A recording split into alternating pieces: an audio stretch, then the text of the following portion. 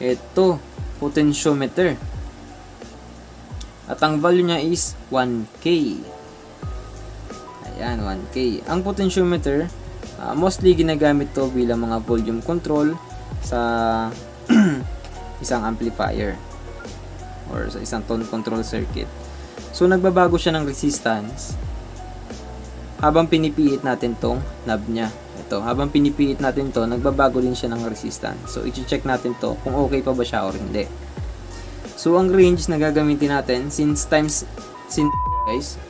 1K yung kanyang value, ang range natin ay times 10. Maya, malalaman nyo kung bakit. So, pagdidikit ulit natin tong tester natin. Test probe natin, pagdidikit ulit natin.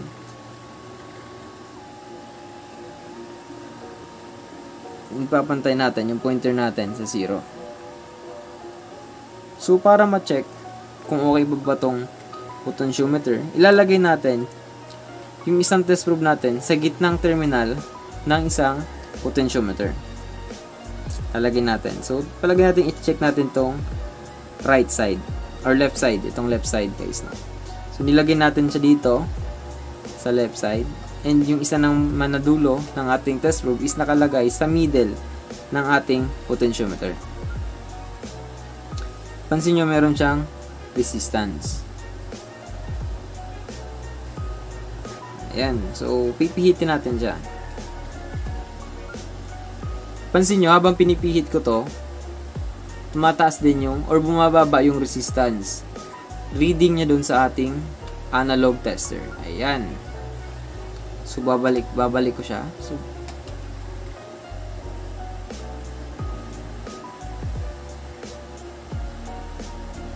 and napansin nyo, tumutok siya sa 100.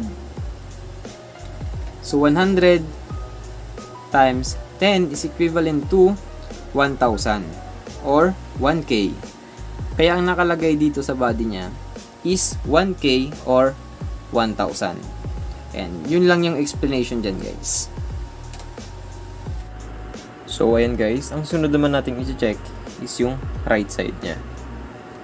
So, calibrate ko lang siya. Pantay naman siya sa 0. Ayan. So, i-check natin yung right side ng potentiometer na to. So, same procedure pa rin. Lalagay natin yung isang test probe dito sa gitna ng potentiometer. Ayan, napansin nyo, meron siyang reading. So, pipihitin ko siya dahan-dahan. And pansinin nyo yung pointer sa ating tester. Gumagalaw siya, guys. Habang pinipihit ko itong knob ng ating potentiometer. So, nangangahulugan, good pa itong ating potentiometer. Ngayon, paano naman natin masabi na defective ang isang potentiometer? Ayan. Napakasimple lang yan, guys. Palagay natin na ito ay isang defective. So, kapag nilagay natin yung isang test probe natin sa gitna ng ating potentiometer, tapos nilagay natin dito yung ating test probe, tapos pag pinipihit mo siya, tapos hindi man lang nagbabago ang resistance niya dito, tapos hindi man lang nagbabago ang resistance reading niya dito sa pointer or dito sa scale ng ating tester, nangangahulugan na defective yung potentiometer. Ibig sabihin nun, open yung potentiometer. And meron pa ditong isang example. So, meron tayo ditong isang potentiometer. Ayan. So, galing to sa isang vintage radio. Ayan. Ito ay isang defective. Actually, okay naman yung harap niya. Itong tatlong pin na nasa harap niya. At ang problema naman is itong tatlong pin na nasa likod niya. So, paano ko nasabi na defective itong potentiometer na to? So, simple lang yan, guys. So, masdan yung maigi yung scale doon sa ating tester. So, same procedure pa rin. Ilalagay ko itong isang test probe sa gitna ng ating potentiometer. Samantalang ilalagay ko naman itong isang dulo sa left side. Masdan yung maigi yung scale doon sa ating potentiometer. Pipihitin ko yung ating potentiometer and masdan yung maigi yung scale.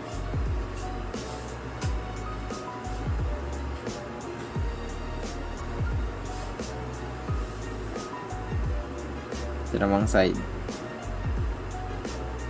Ayun na.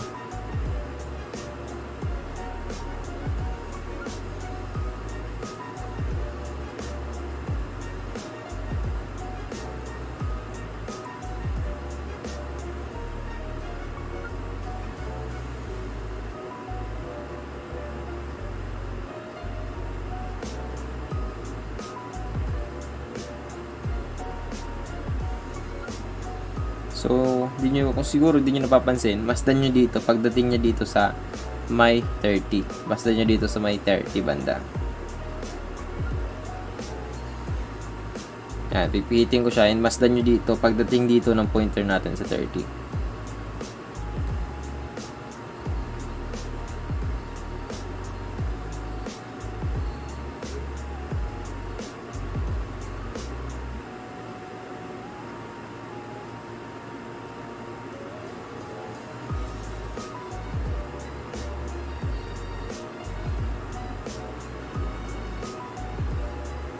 Ayun no, tingnan nyo guys Ulit, tingnan nyo diba? Ulit. Tingnan nyo guys kung ano yung deflection ng pointer natin sa ating tester. Basta nyo maigi yung pointer ng tester natin. Ayan, so pinipihit ko siya. Tingnan nyo maigi. Ayun guys, diba? So, defective itong potentiometer na to. So, minsan kapag magre-repair ng isang amplifier, kapag garagal yung tunog habang pinipihit nyo yung volume control, asahan nyo, sira or may posibilidad na may tama na yung potentiometer or yung volume control.